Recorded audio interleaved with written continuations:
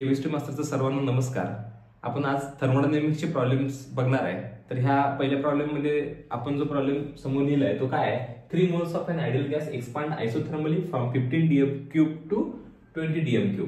म्हणजे 15 लिटर पासून 20 लिटर पर्यंत, म्हणजे आधी 15 होतं नंतर 20 झालं, म्हणजे एक्सपान्शन झाले at a constant external pressure of 1.2 बार. बाहेरचं प्रेशर हे कॉन्स्टंट आहे, ते चेंज होत नाहीये. आणि कॉन्स्टंट एक्सटर्नल प्रेशर जेव्हा तुम्ही बोलताय त्यावेळेला तुम्हाला जो फॉर्म्युला वापरायचा आहे तो W - P डेल्टा V वाला हा फॉर्म्युला वापरायचा आहे. मग इथं आपण गिवन स्टार्ट करूया. गिवन मध्ये काय लिहिणार, इनिशियल व्हॉल्यूम किती होता सुरुवातीला व्हॉल्यूम, तर सुरुवातीला व्हॉल्यूम होता 15 dm³. 15 dm³, dm³ म्हणजेच लिटर, आणि 20 dm³ म्हणजेच नंतरचा व्हॉल्यूम होता 20 dm³. हे दोन व्हॉल्यूम तुम्हाला मिळाले. आणि कॉन्स्टंट एक्सटर्नल प्रेशर किती होतं, प्रेशर आहे 1.2 बार. आता हे तुमच्याकडे गिवन आहे. आता गिवन नंतर मग तुम्हाला फाइंड आउट करायचं आहे. काय फाइंड आउट करायचं आहे, टू फाइंड. तर फाइंड आउट काय करायचं आहे, W क्वेश्चन मार्क, म्हणजे वर्क डन तुम्हाला फाइंड आउट करायचं आहे. आणि परत फॉर्म्युला कुठला वापरायचा आहे, फॉर्म्युला कुठला वापरायचा, तर W P डेल्टा V हा वाला फॉर्म्युला असणार आहे. हाच का फॉर्म्युला, तर हा कोणत्या शब्दावरून हा फॉर्म्युला वापरायचा ते समजते आपल्याला. तो शब्द म्हणजेच कॉन्स्टंट एक्सटर्नल प्रेशर, त्यामुळे हा फॉर्म्युला आपण वापरतोय. आता ह्या फॉर्म्युल्यामध्ये सगळ्या व्हॅल्यूज आपण पुट करूया आणि मग आन्सर कसं आहे ते बघूया. कॅल्क्युलेशन मध्ये आपण सुरुवात करूया. W मायनस P किती आहे आपला 1.2 बार, 1.2, आणि डेल्टा V म्हणजेच कोण, तर V2 - V1, म्हणजे तुम्हाला ते मी क्लिअर करतो, -P V2 - V1.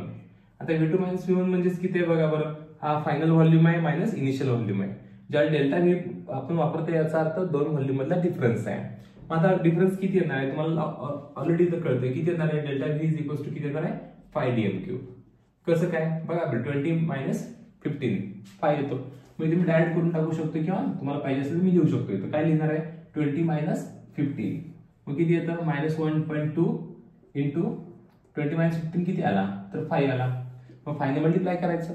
5 ने मल्टिप्लाय केलं किती, 5 दोन्ही 10, 0 4 1, परत 5 1 5, 5 ने 6, 6.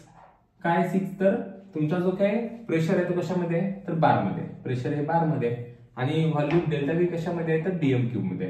बार dm³ मध्ये आला, म्हणजे तुमचा आन्सर हा W वाला किती आला, तर -6 बार dm³ आला.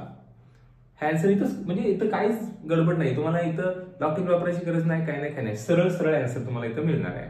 आता याचं हे बार dm³ मध्ये तुम्हाला नको आहे, तुम्हाला प्रॉब्लेमचं जी रिक्वायरमेंट आहे ती काय आहे, वर्क इन जूल मध्ये विचारलंय. जूल मध्ये पाहिजे असेल तर तुम्हाला काय करावं लागेल, एक्स कन्व्हर्जन करावं लागेल. ते कन्व्हर्जनसाठी काय करावं लागेल, तर 1 बार dm³ = 100 जूल.